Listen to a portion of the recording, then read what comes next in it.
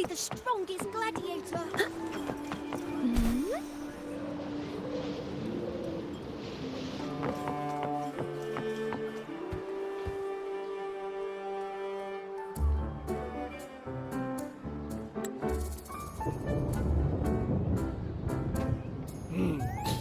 Muggy day. Sky's gloomy, air's all wet. Oh, man! Please let me finish my sentence. Ugh. Ugh. Cold, cold, cold.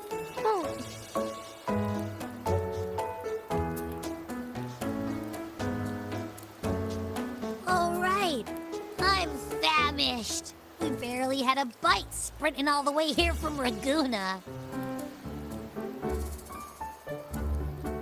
Whoa! Pinch me! This is a feast and a half!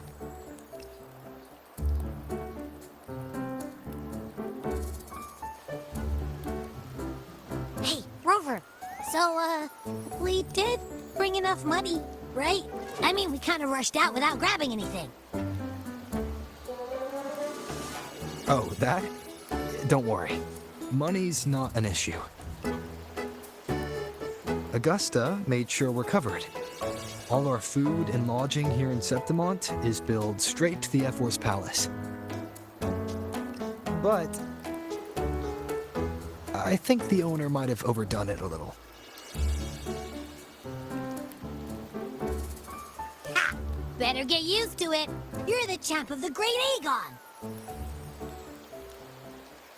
And you know me. If food's on offer, I'll be a scoffer. Yeah, no leftovers, guaranteed.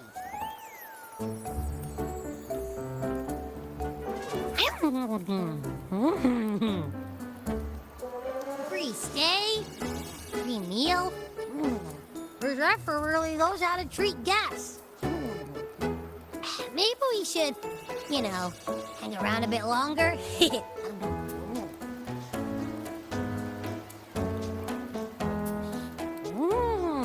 This smells amazing.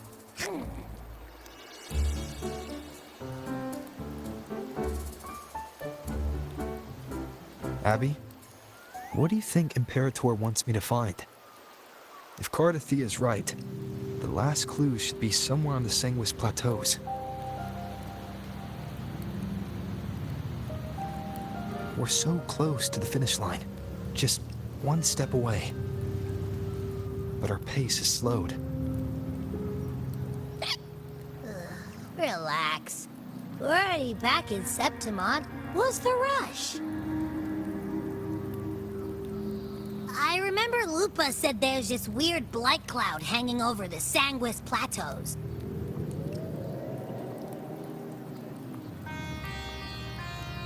And when the high tide, or whatever, rolls around, all the gladiators go there to hunt tacit discords. Wait, is the high tide coming up soon? The Ephor's invite did say something about a big hunt.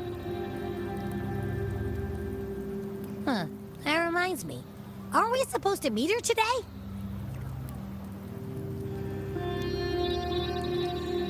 A messenger came this morning.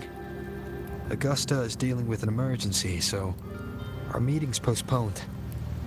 It looks like it'll be a while. An unexpected change. It's throwing everything off course. I don't like the feel of it. And why me for this hunt? If it's about the Great Aegon, the messenger said none of the other gladiators were invited.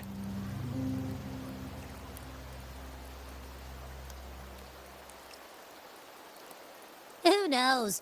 Maybe she just wants to test her strength against you. Typical Septimontian, right? You think so? I've only met her a few times, but I doubt she acts on such simple impulses. And as the Ephor, is she really in a position to do whatever she wants? Guessed from afar, you possess eyes as clear as crystal. But what troubles you so that eyes once bright as the highland sky now darken with rolling clouds?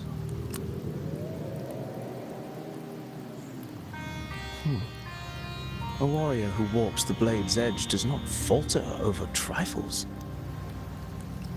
The clouds, if I may guess, are cast from the throne. At the peak of Capitolini Hill, beneath the pale walls of the Ephor's palace, secrets lie buried. And the most intricate among them are those born from the pursuit of power. Even one as honorable as the Ephor must learn when to be ruthless. In Septimont, a city forged in iron and blood, anyone who seeks the throne without knowing the cost is no better than a lamb marching to the butcher's knife.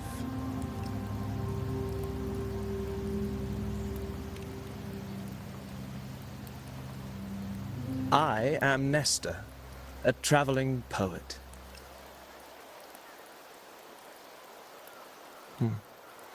The rains in Septimont never seem eager to leave this season. So then.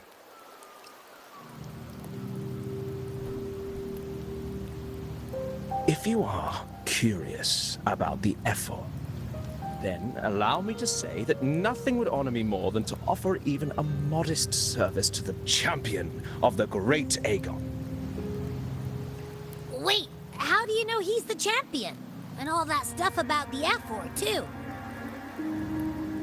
Oh, your eyes. Were we talking too loud? To see and to hear are but two of the many ways to perceive. Trusting the senses is a habit, a natural expedience, but not the only option. Truth be told, I've been gathering inspiration for my next epic, and its protagonist is none other than Augusta, the Ephor of Septimont. That's why I speak of her with some familiarity.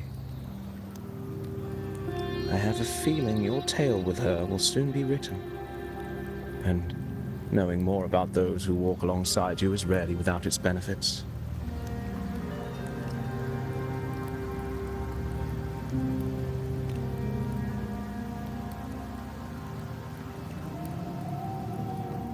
Augusta, a girl of humble birth, a resonator of modest talent, a commoner without noble patronage, and yet, from the den of wolves that is Septimont City, she rose and eventually claimed her place.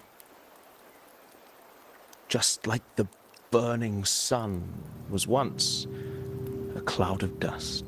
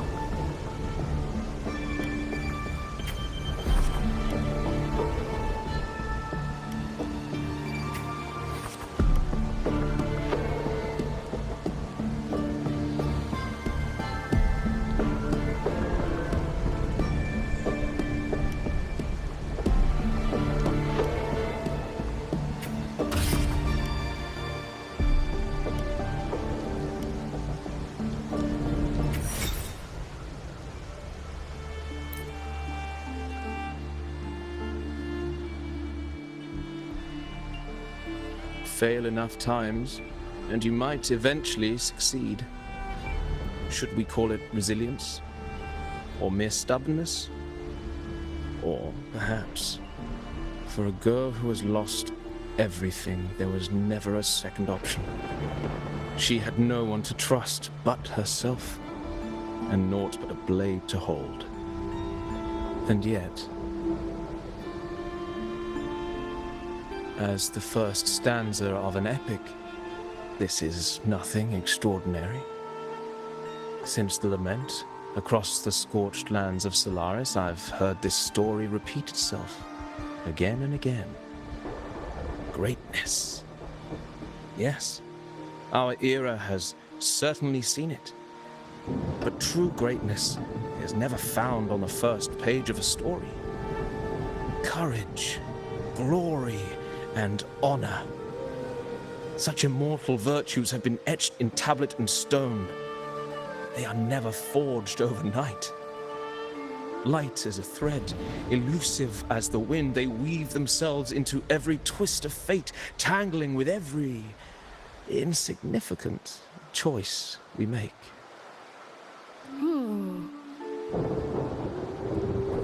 I don't know. It's just unbelievable. The Augusta he's talking about, and the Ephor we saw in the arena. No way they're the same person. A girl far from home, arriving in the city upon Capitolini Hill in pursuit of strength. No title, no status, no wealth. I doubt anyone at the time could have imagined her rising to where she is now. Do you mean Cato?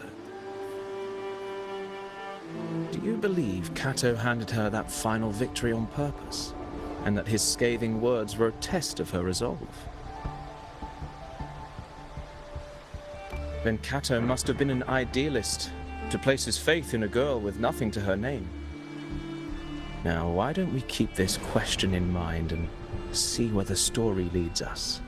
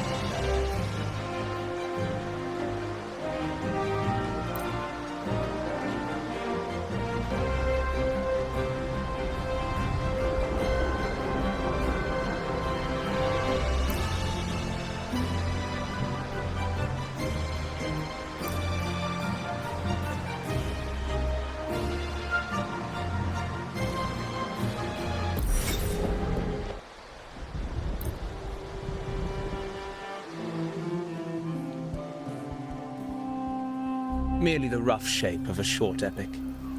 This is all I can offer about the Ephor.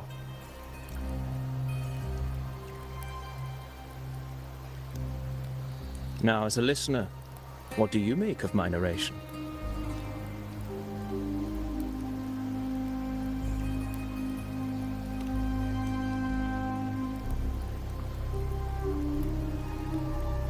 I appreciate your kind words, my generous listener. I am only a humble wordsmith, spinning verses and rhymes. The essence of poetry is granted by those who dare defy their fate. But there is one thing I must confess. Through my words, your knowledge of the Ephor is partial, at best. Poetry can only offer a glimpse of the true story, the reality of people, events, and things slips beyond the grasp of words. I do not belong in the pages of the epic, so I remain confined to the observer's gaze. I can imagine events and emotions unfold, but I cannot truly recreate them.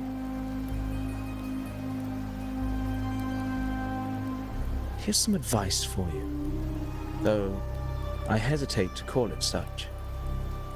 If you want the truth of a story, step into it. Become part of it. The opportunity stands before you now.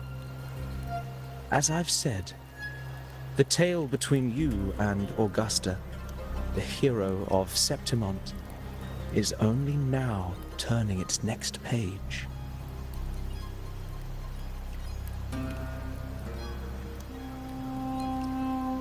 It's not difficult to see.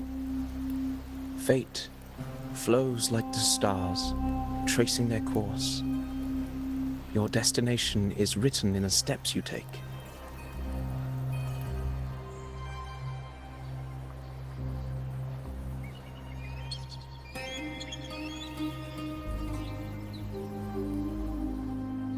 The rain is passing. I hear it ceasing its symphony upon the earth. It is time for farewells.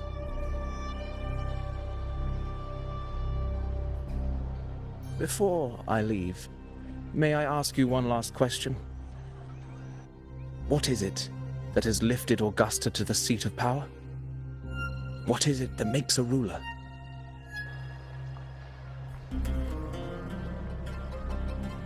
Well, I'd say strength. Let's be real. There's no way Augusta could have passed those trials without strength. Rover, what do you think?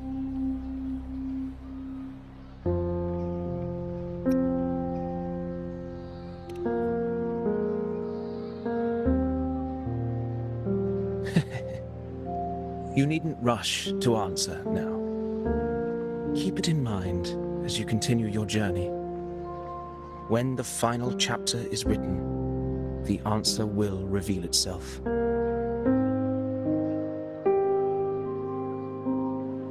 Farewell, my friend. Our paths crossed by fate and by chance.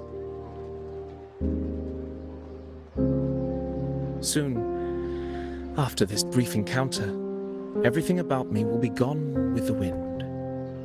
But you, your epic continues.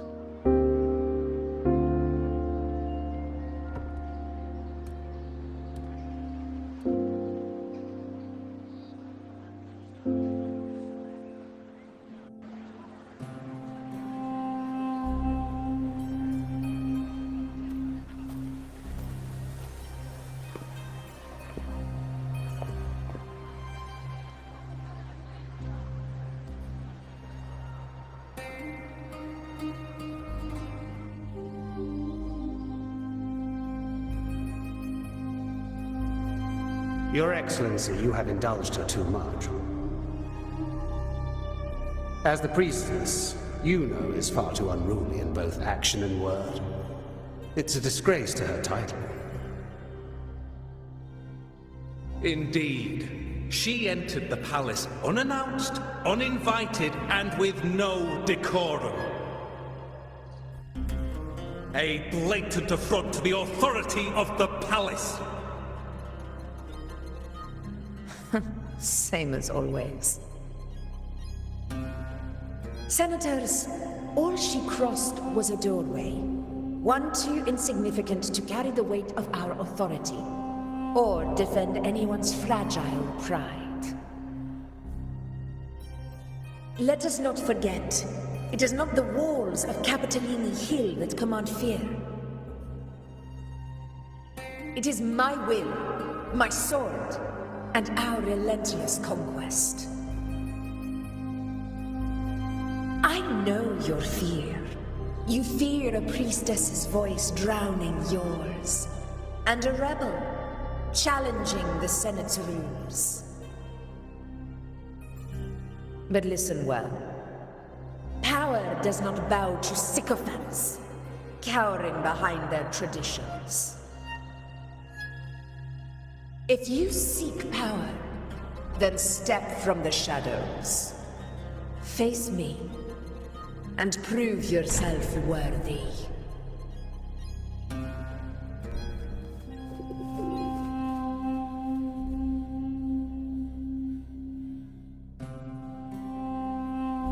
Took you long enough, Augusta. Handling the senators takes time. You know that. Well, to keep our esteemed priestess from waiting, maybe next time I'll just leave them to their own devices. I'll make sure they record every detail of your feat, and relay it word for word to Grandmother Lilibet. Priestess Iuno, unruly behavior, left Tetragon Temple without permission, and trespassed into the Ephor's palace. I wonder, who will lose it first? Lilibet or you? Let those old foxes report me all they want. If they step into the tetragon left foot first, I'll shoot the left. Right foot first, I'll shoot the right. Hey, I'm with you on that one. The Senate should be reminded now and then that the Tetragon's kindness is not a reason to take Priestess Iuno lightly.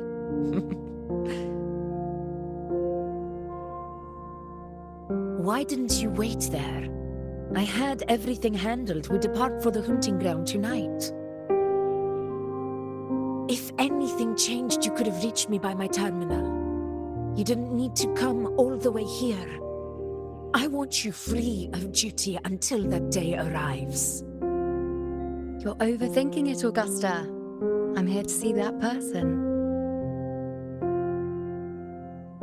Grandmother Lilibet said his fate is one of unknowable void. Sounds intriguing enough to make time for.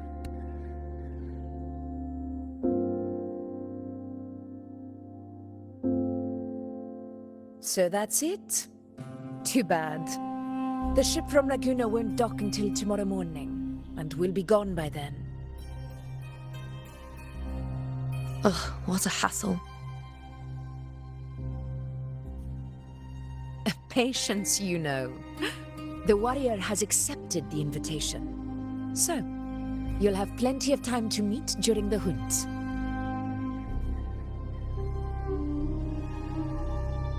Is there something else you want to say? I read Grandma Lilibet's Book of Prophecies. The hunt and our plan, neither end well. Are you sure we should go through with this? Risk does not trouble me.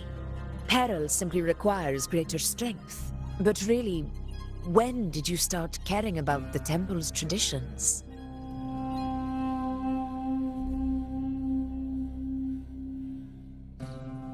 O ye faithless of Septimont, the divinity is enraged. Should your ruler defy their will again, doom shall be your fate.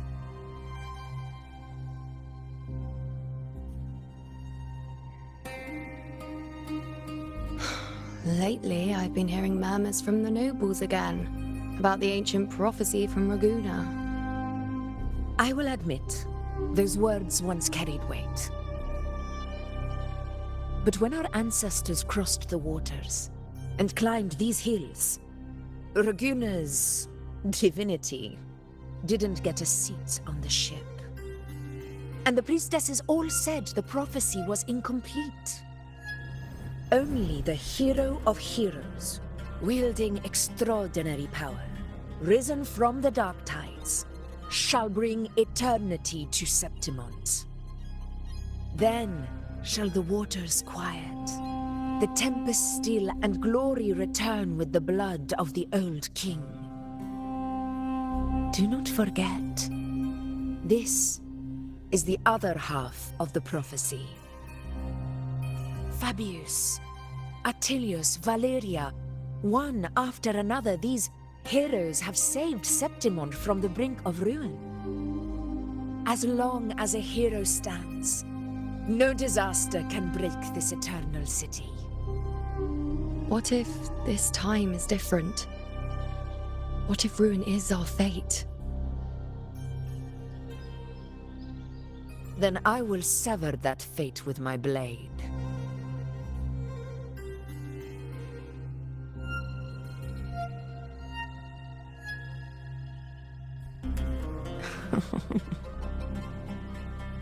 What's so amusing?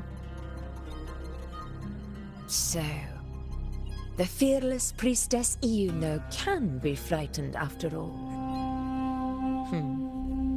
But it's fine. If you're afraid, don't push yourself. I can handle this alone.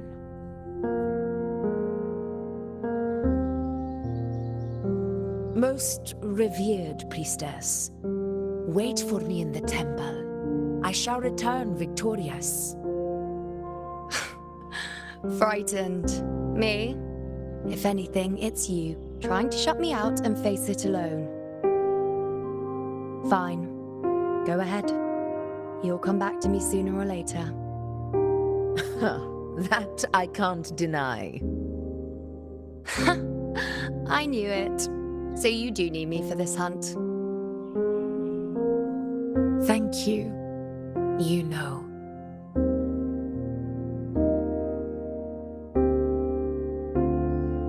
Why are you saying this?